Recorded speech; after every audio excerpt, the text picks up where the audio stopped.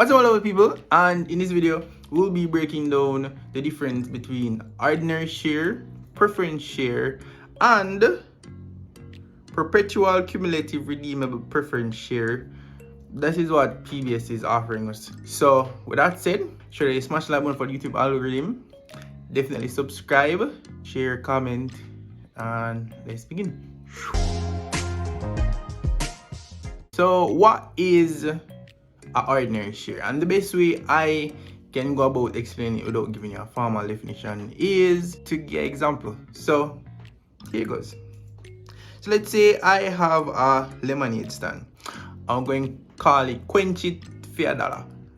Yeah, that kind of vibes. Quench It for $1. But before I started the business, I needed capital. So I offered 1,000 ordinary shares at $100. That would give me a capital of about $100,000 cash to start the business.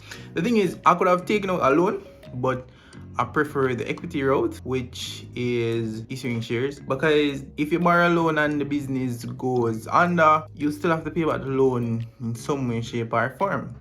But if you do equity route, shareholders make money when you make money. But if you lose money and the company goes under, nothing really comes out of it for the most part. Then we can run with two, if anything, and shareholders off from it.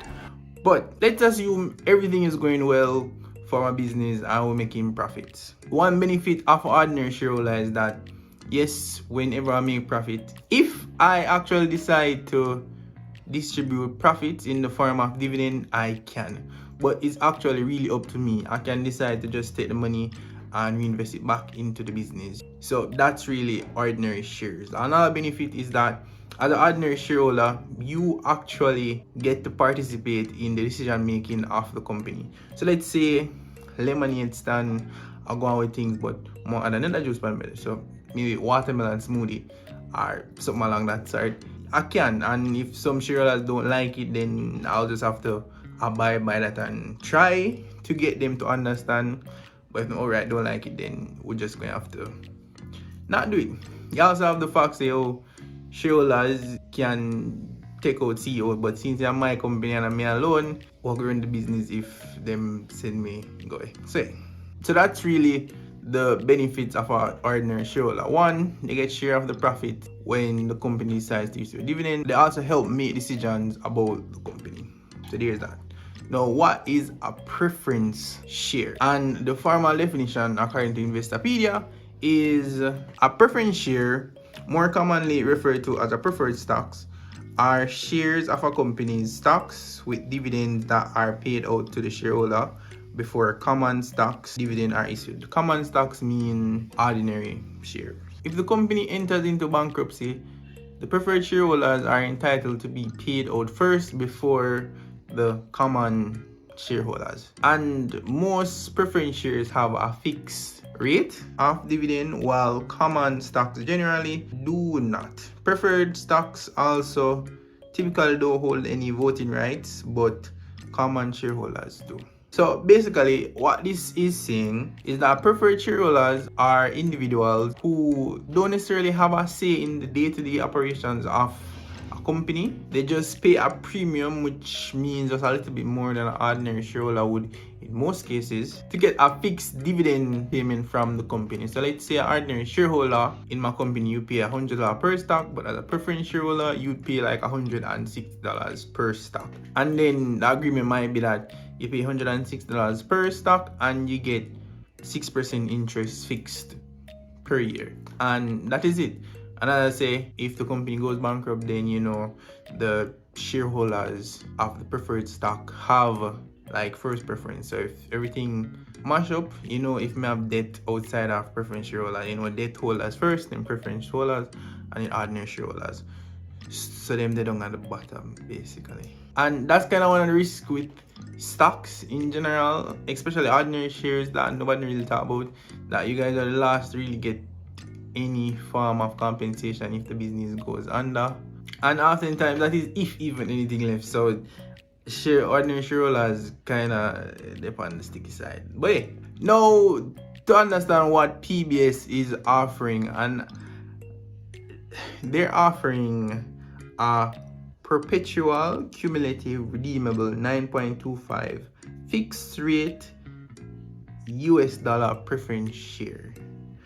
That's a mouthful, but we'll break it down, and then hopefully after we break it down, you understand what it is.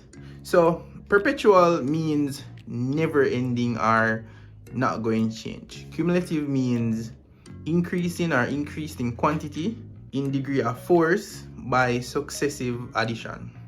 And redeemable means able to recover or save from results of bad aspects. So what they're offering is a preference share, so all of the characteristics of a preference share, and then they're offering it at a fixed rate of 9.5%.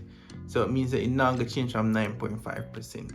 Where it gets a bit tricky, perpetual, as I say, it means forever. So you're going to get 9.25% forever. So what the cumulative part does is that, so say they pay the 9.5% this year, but they should pay it, but they didn't actually pay it. Then they would have to pay it the following year. So you'd get 19% of the second year. But suppose them to pay it that second year either, them can also just add it on and then add that at 2 9 18. You're going to have 28 there. So is it 28? Yeah. 28.5% the third year. And you can continue to just push it back and push it back and push it back and push it back until forever. So there's that.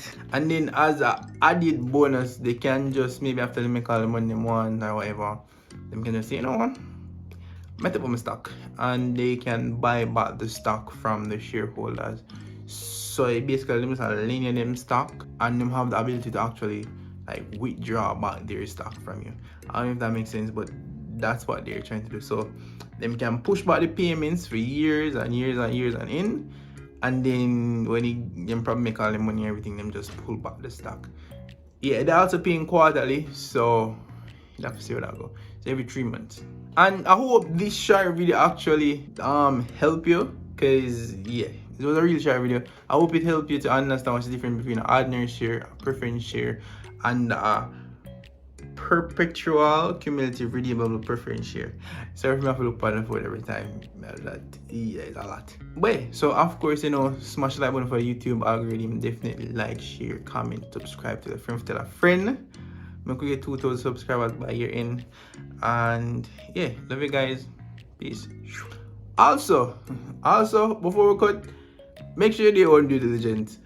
Cause we can do just talk foolish, so then there's that. Yeah. So love you guys again. Peace. Bye bye. Try again. Ooh.